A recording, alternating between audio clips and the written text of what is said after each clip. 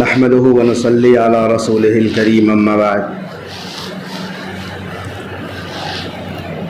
اعوذ بالله من الشيطان الرجيم بسم الله الرحمن الرحيم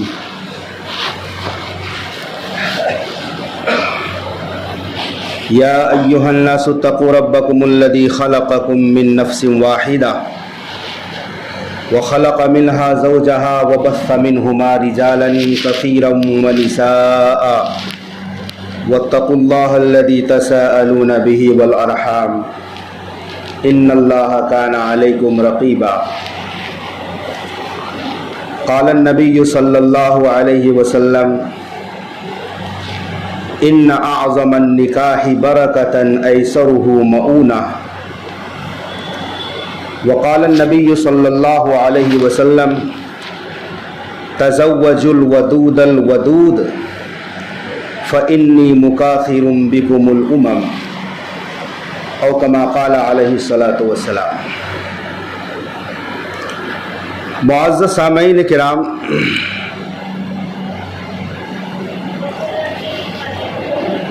نکاح یہ جنتی عبادت ہے،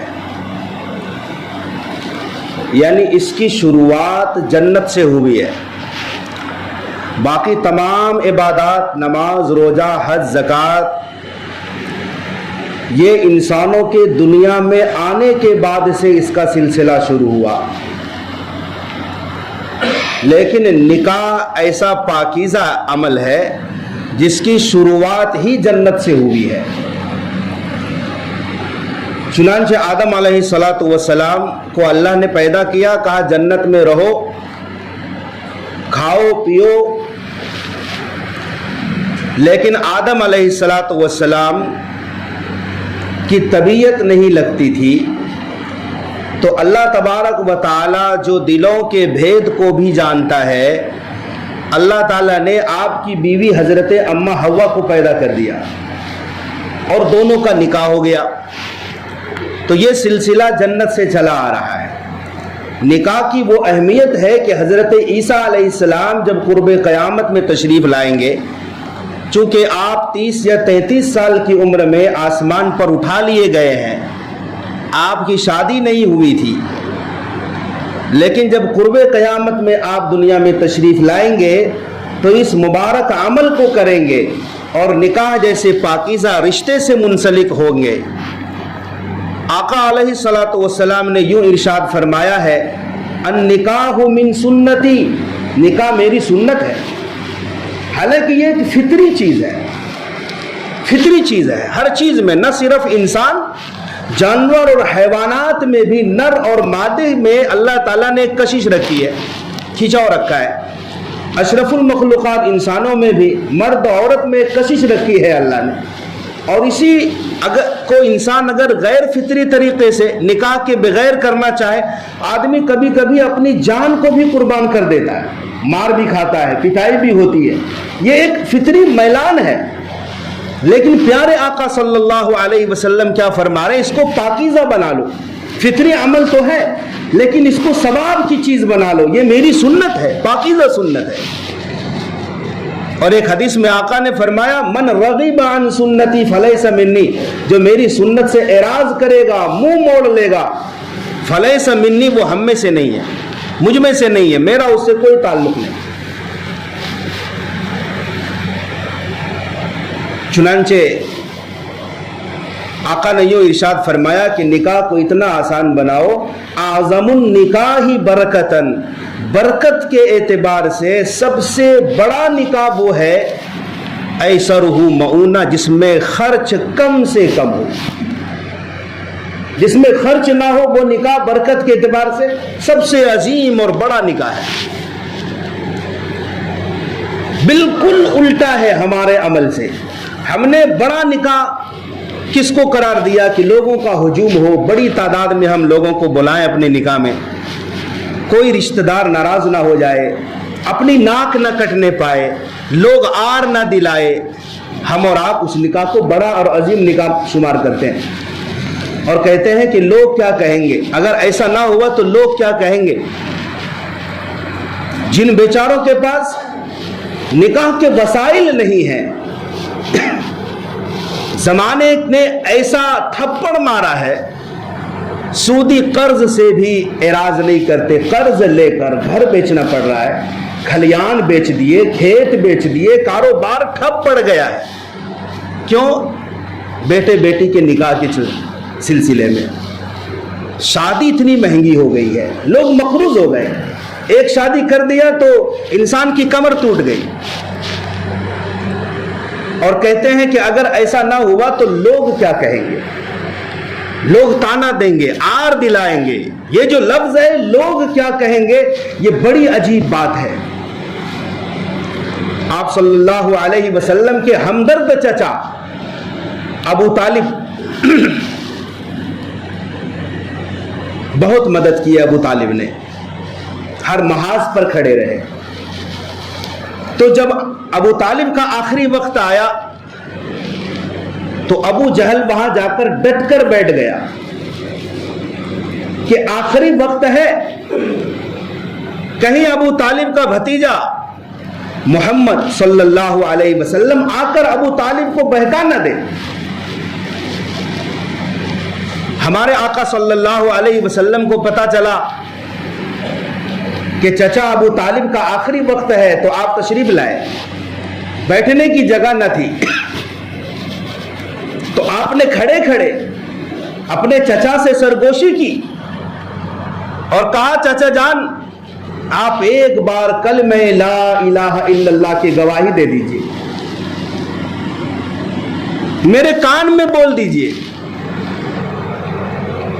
تاکہ آپ کے لیے میں سفارشی بن جاؤں، سفارش کرنے کا ایک بہانہ مل جائے، آپ ایک بار کلمہ پڑھ لیجئے۔ تو ابو جہل فوراً بول اٹھتا کہ ابو طالب دیکھنا، غلطی مت کرنا،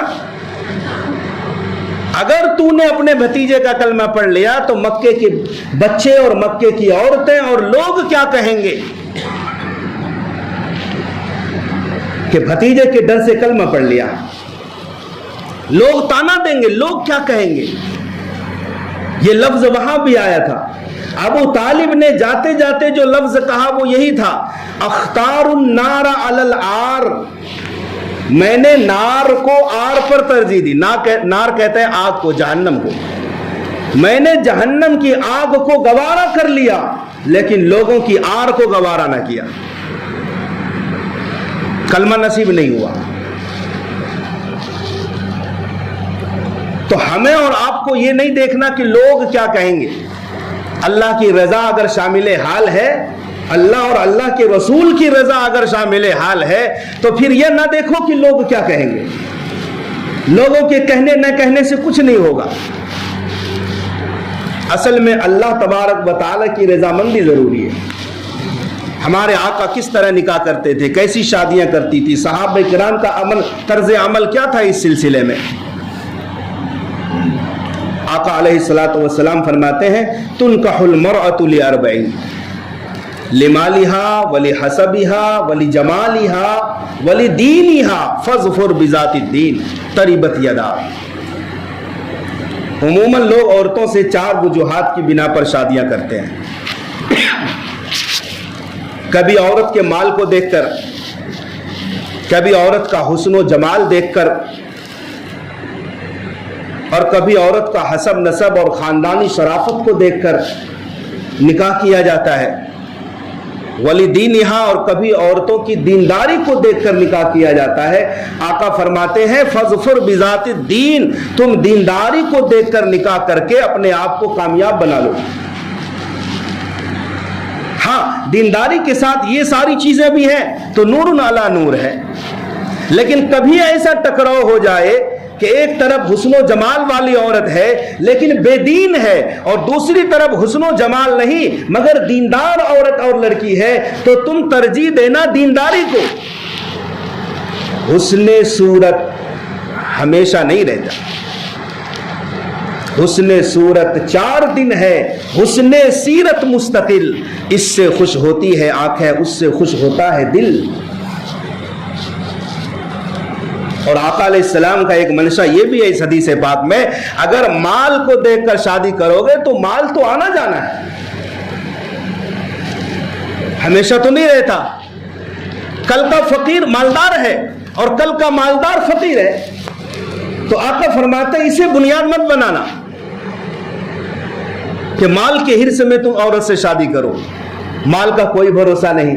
آقا فرماتے ہیں حسب نسب، یہ ہمیشہ اگر حسب نسب کو ٹارگٹ کرو گے اور اس کی بنیاد پر نکاح کرو گے کہ خاندانی شرافت ہوگی، لیکن دین کی طرف تمہارا رجحان نہیں ہوگا، تو تم خاندانی شرافت میں بھی شادی کرو گے تو ہو سکتا ہے اللہ ذلیل کر دے۔ مقصد دینداری ہونی چاہیے۔ رہی بات حسن و جمال کی، تو حسن و جمال اور خوبصورتی اور چہرے کی وجاہت یہ کتنے دن، جوانی 15 سال 20 سال 25 30 بہت ہو گیا، لیکن دینداری اگر ہے نسلوں میں دین باقی رہے گا، اولادوں میں دینداری رہے گی۔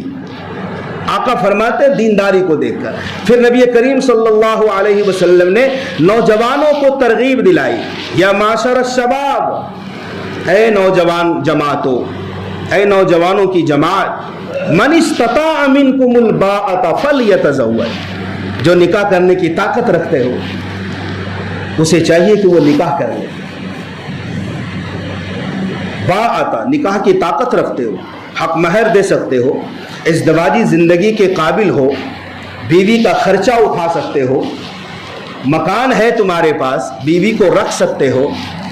اے نوجوانوں کی جماعت، اگر تم میں سے کسی کے پاس نکاح کی طاقت ہے تو ضرور شادی کرنی چاہیے۔ فَإِنَّهُ أَغَضُّ لِلْبَصَرِ، اس لیے کہ نکاح کرنا نگاہوں کو جھکا دیتا ہے، نگاہوں کی پاکیزگی کا سبب ہے نکاح کرنا۔ وَأَحْسَنُ لِلْفَرْجِ، اور شرمگاہوں کی بھی حفاظت ہے۔ جب آدمی کو ایک حلال پاکیزہ چیز ملے گی وہ حرام کی طرف کیوں جائے گا؟ تو نگاہیں بھی پست ہوتی ہے، شرمگاہوں کی بھی حفاظت ہوتی ہے۔ اور اے نوجوانوں، اگر تمہارے پاس نکاح کی طاقت نہیں ہے، وَمَن لَّمْ يَسْتَطِعْ فَعَلَيْهِ بِالصَّوْمِ، اپنے نفسانی خواہشات کو کنٹرول کرنے کے لیے تو تم روزے رکھو۔ فَإِنَّهُ لَهُ وِجَاءٌ، روزے میں کنٹرول ہے اپنے نفسانی خواہشات پر۔ یہ آقا ترغیب دے رہے تھے صحابہ کو۔ آج نکاح کی تقریب میں، شادی میں کسی عزیز کو نہ بلایا جائے وہ ناراض ہو جاتے ہیں، فلاں کو نہ بلایا جائے وہ ناراض ہیں۔ حالانکہ دور صحابہ میں ہم دیکھتے ہیں تو ناراضگی کی کوئی وجہ ہی نہیں ہوتی تھی۔ جیسے کھانا پینا ایک انسان کی فطری ضرورت ہے، سونا انسان کی فطری ضرورت ہے، تو نکاح بھی ایک فطری ضرورت صحابہ نے سمجھا تھا۔ ہاں بس اس سے آگے کچھ نہیں۔ محلے کا نکاح ہو اور کوئی مہذب آدمی بزرگ ہستی رہتی ہو محلے میں، ہر کسی کی خواہش ہوتی ہے اس بزرگ آدمی کو دعوت دی جائے۔ محلے کی شادی ہو، ہر آدمی چاہتا ہے کہ مسجد کے امام مؤذن کو دعوت دی جائے۔ ضروری تو نہیں ہے، فرض واجب تو نہیں ہے، لیکن دلی خواہش ہوتی ہے کہ ہمارے بیٹے بیٹیوں کی نکاح میں کم سے کم یہ مہذب لوگ آ جائیں۔ لیکن دیکھتے ہیں دور صحابہ میں جناب رسول اللہ صلی اللہ علیہ وسلم مدینہ منورہ میں موجود ہوتے تھے۔ آپ سے بڑھ کر کائنات میں کس کی ہستی ہو سکتی ہے؟ بعد از خدا بزرگ توئی قصہ مختصر، ایک ہی شعر میں سب کچھ بنا دیا۔ اللہ کے بعد کوئی بزرگ ہستی ہے، ہم سب کے آقا جناب محمد الرسول اللہ صلی اللہ علیہ وسلم کی ذات ہے۔ بعد از خدا بزرگ توئی قصہ مختصر۔ اور صحابہ شادیاں کرتے ہیں مدینہ منورہ میں اور ہمارے آقا کو خبر بھی نہیں ہوتی۔ سبحان اللہ! کیا صحابی کو معلوم نہیں تھا کہ نبی کو بلانا چاہیے شادی میں؟ نکاح کی تقریب میں حضور کو بلانا چاہیے۔ مدینے میں آپ موجود ہیں، صحابی رسول شادی کر رہے ہیں اور ہمارے آقا کو خبر تک نہیں۔ یہ پیغام صحابہ کرام نے دیا ہے کہ اسوہ حسنہ پر اللہ کے نبی صلی اللہ علیہ وسلم کے عمل، حکم اور عمل پر صحابہ نے جس طرح جانثاری کا ثبوت دیا ہے، ہر عمل کو اسی اعتبار سے صحابہ نے زندہ رکھا ہے۔ بلانا ضروری نہیں سمجھا، اور ہمارے آقا کو جب بعد میں خبر ہوئی تو ناراضگی کا اظہار بھی نہیں فرمایا۔ عبد الرحمن ابن عوف رضی اللہ تعالیٰ عنہ یہ مالدار صحابہ میں سے ہے. ایسی مالداری اللہ نے دی تھی کہ آپ جب دنیا سے گئے اتنا سونا چھوڑ کر گئے تھے اپنے ورثہ کے لیے کہ کلہاڑیوں سے سونے کو کاٹنا پڑا اور توڑنا پڑا تھا. سونے کی اینٹیں چھوڑ کر گئے تھے. خاص قسم کی ایک خوشبو استعمال کرتی تھی دلہن مدینہ منورہ میں. مرد تو استعمال نہیں کرتے لیکن دلہن استعمال کرتی تھی مدینہ منورہ میں. اس میں خوشبو بھی ہوتی تھی اور زردی نما کلر بھی ہوتا تھا. تو وہ کلر عبد الرحمن بن عوف کے کپڑے میں لگ گیا کسی طرح سے, کیونکہ آپ نے شادی کی تھی. تو اللہ کے نبی نے عبد الرحمن بن عوف کو دیکھا, کہا عبد الرحمن کیا تم نے شادی کر لی ہے؟ یہ زردی اور یہ رنگ تمہارے کپڑوں پر دکھ رہا ہے, کیا تم نے شادی کر لی؟ عبد الرحمن بن عوف نے کہا ہاں یا رسول اللہ میں نے شادی کر لی. سوچو صحابہ سے بڑھ کر دیوانہ کوئی ہو سکتا ہے نبی کا؟ کوئی نہیں ہو سکتا. اس کی نظیر نہیں مل سکتی قیامت تک کے لیے. تن من دھن کی قربانی صحابہ نے پیش کی, اولاد کو قربان کر دیا, بیوی بچوں کو قربان کر دیا. ایک ایک اشارے پر صحابہ مر مٹنے کے لیے تیار ہوتے تھے. عبد الرحمن کیا تم نے شادی کر لی؟ جی یا رسول اللہ میں نے شادی کر لی. یہ نہیں کہا کہ تم نے بلایا نہیں. اگلا سوال تو یہ بنتا تھا نا, عبد الرحمن مجھے خبر بھی نہیں کی, اطلاع بھی نہیں دی, میں مدینے میں تھا, مجھے بلا لیا ہوتا. آقا نے کچھ بھی نہیں فرمایا, برکت کی دعا دی اور ایک ہی جملہ کہا اولم ولو بشاتن, عبد الرحمن ولیمہ کر لینا اگرچہ ایک بکری سے ہی ہو.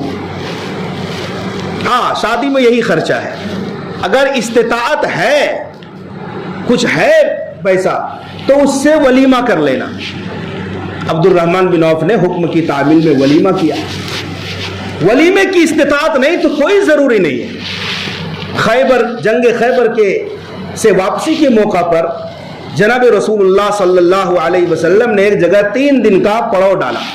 آپ کے لیے خیمہ بھی لگایا گیا. لشکر ساتھ ہے اور آقا کی شادی ہوتی ہے. ام المومنین حضرت صفیہ رضی اللہ تعالی عنہا سے اللہ کے نبی کا عقد نکاح ہو گیا. شباشی ہوئی. صبح کو اللہ کے نبی نے سوچا کہ ولیمہ کھلایا جائے. دیکھو کیا نرالا ولیمہ ہے ہمارے آقا. چمڑے کا دسترخوان بچھایا گیا, کھجوریں ڈالی گئی, گھی ڈالا گیا اور پنیر اس میں ڈالی گئی. اس طریقے سے ایک ملیدے کی شکل ہو گئی. اللہ کے نبی نے حضرت انس کو کہا جاؤ جو جو تمہیں ملے بلا کر لے آ رہا, تمہاری مرضی پر ہے. حضرت انس رضی اللہ تعالیٰ عنہ نے چند صحابہ کو بلایا اور ہمارے نبی کا یہ مبارک پاکیزہ ولیمہ ہو رہا ہے. استطاعت کے بقدر ولیمہ ہے, قرض لینے کی ضرورت نہیں ہے. اگر ہم نے نہ کیا تو لوگ کیا کہیں گے. اگر تم نے خلاف سنت عمل کر لیا تو سوچنا چاہیے کہ اللہ کیا کہے گا, اللہ کے رسول کو ہم کیا منہ دکھائیں گے. یہ عبد الرحمن بن عوف کی شادی ہے. جابر رضی اللہ تعالیٰ عنہ, حضرت جابر یہ وہ صحابی ہیں جن سے زیادہ روایتیں ہیں حدیث کی کتابوں میں. جیسے حضرت ابو ہریرہ رضی اللہ تعالیٰ عنہ ہیں, حضرت عبداللہ ابن عباس ہے, ابن عمر رضی اللہ تعالیٰ عنہ ہیں. اسی طرح حضرت جابر ابن عبداللہ بھی ہیں. کثرت سے روایات ہیں حضرت جابر بن عبداللہ سے. تو ایک مرتبہ اللہ کے نبی کے ساتھ سفر میں تھے, مدینہ منورہ واپسی کا سفر تھا. جابر بن عبداللہ رضی اللہ تعالیٰ عنہ کی اونٹنی بہت سلو رفتار میں چل رہی تھی. تو اللہ کے نبی نے تھوڑا اپنی چھڑی سے, ڈنڈے سے اونٹنی کو چونکا دیا تو وہ اونٹنی تیز رفتار بن گئی.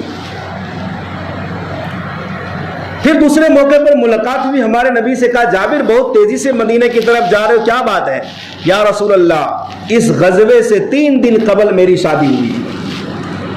غزوے سے, غزوہ اس لڑائی کو کہتے ہیں جس میں اللہ کے نبی خود تشریف لے گئے ہو ساتھ میں, صحابہ کے ساتھ میں. جیسے بدر گئے, احد میں گئے, حنین میں گئے, فتح مکہ میں گئے. ان تمام لڑائیوں کو غزوہ کہا جاتا ہے کہ ہمارے نبی خود تشریف لے گئے تھے ساتھ میں.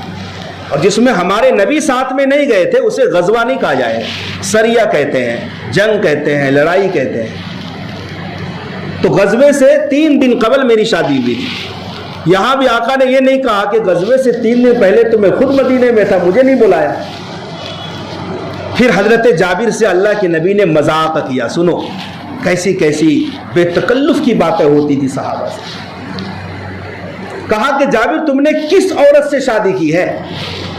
عورتیں 2 قسم کی ہیں، یا تو شادی شدہ ہوں گی یا کنواری ہوں گی۔ عربی میں شادی شدہ یا مطلقہ عورت کو سیبہ کہا جاتا ہے، اور جو کنواری ہوتی ہے اسے باقرہ کہا جاتا ہے۔ کس سے شادی کی؟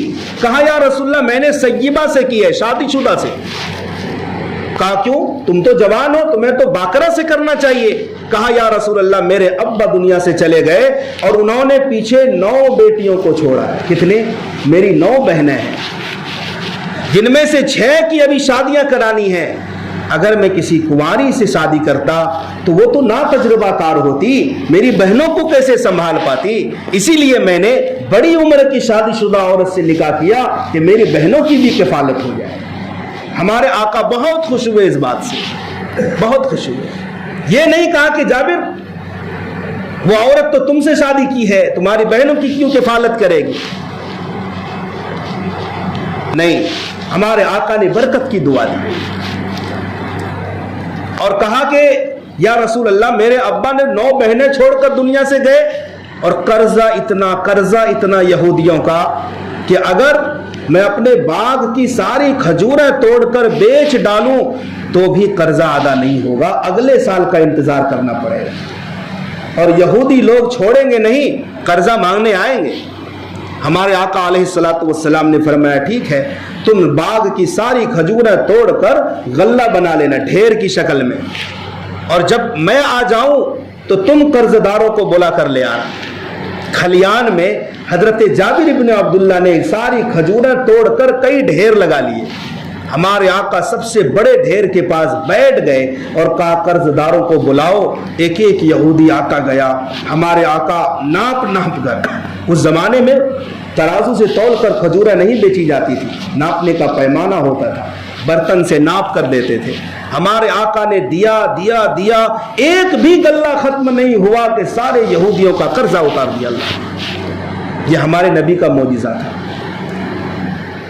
تو حضرت جابر کا نکاح دیکھیں، اور یہ نکاح تو بڑا مشہور ہے کہ 2 صحابی ایک جگہ جمع ہوئے۔ کہا کیا بات ہے، یہاں کیوں بیٹھے ہو؟ کہا کہ جو سامنے گھر ہے اس گھر میں ایک خاتون ہے، سنا ہے کہ رشتے کی تلاش ہے، لیکن میں شادی کرنا چاہتا ہوں، لیکن یہ پرسنل میرا معاملہ ہے، تو میں ڈائریکٹ تو نہیں جا سکتا۔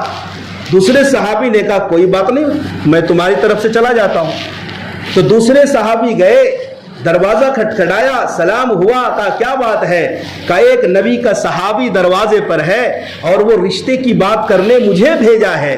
گھر والوں نے آپس میں مشورہ کیا، کچھ لوگ اور بھی بیٹھے تھے، تو کسی کا اتفاق نہیں ہوا۔ کہا کہ دیکھو ہماری رائے میں اتفاق نہیں ہو رہا ہے۔ وہ صحابی پلٹنے والے تھے، گھر والوں نے روک لیا، کہا اتفاق اس پر نہیں، مگر تمہارے بارے میں اتفاق ہو رہا ہے، تمہیں نکاح کرنا ہے؟ کہا جی ہاں کرنا ہے۔ اسی مجلس میں نکاح ہو گیا۔ وہ صحابی باہر آئے تو یہ انتظار میں کھڑا دوسرے صحابی، کہا کیا ہوا بھائی؟ کہا کہ آپ کا نکاح کا پیغام لے کر گیا لیکن رائے نہیں بن پائی۔ کہا کوئی بات نہیں، اللہ نے مقدر میں نہیں لکھا تھا، نہیں ہوا، لیکن کہا میرا ہو گیا ہے۔ دیکھو سادگی، دیکھو نکاح میں 1 روپے کا خرچ نہیں۔ حق مہر ہے، یہ ضروری چیز ہے۔ حق مہر کا ذکر نہ بھی ہو نکاح میں تو بھی حق مہر دینا پڑتا ہے۔ وَآتُوا النِّسَاءَ صَدُقَاتِهِنَّ نِحْلًا، عورتوں کو حق مہر خوش دلی سے دے دیا کرو۔ لوگ معاف کروانے پر تلے رہتے ہیں، مہر فاطمی بنوا لیا، اب معاف کرا رہے بیوی سے، یہ معافی نہیں ہوتا ہے۔ تم حق مہر لے کر اس کی رقم پیسہ لے کر بیوی کے ہاتھ میں دے دو، اب وہ مالک ہے، وہ جہاں چاہے خرچ کرے، آپ کو واپس لوٹا دے تو فبیہا، ورنہ وہ اپنے مالک ہے۔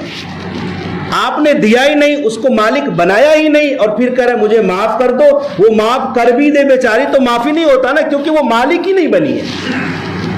اسی لیے علماء نے مسئلہ لکھا ہے، اگر کسی شخص کا انتقال ہو جائے اور اس کی وراثت اور جائیداد کی تقسیم ہوگی تو وراثت بانٹنے سے پہلے اگر حق مہر ادا نہیں کیا تھا، سب سے پہلا یہی کام ہے کہ اس کی جائیداد میں سے حق مہر کا پیسہ نکال کر بیوی کو دے دو، اس کے بعد بٹوارا کرو۔ ہاں یہ حق مہر ہے، معاف نہیں ہوتا ہے، تم نے مالک بنا نہیں، معاف کیسے ہوگا؟ اللہ تبارک و تعالی ہم سب کو عمل کرنے کی توفیق عطا فرمائے۔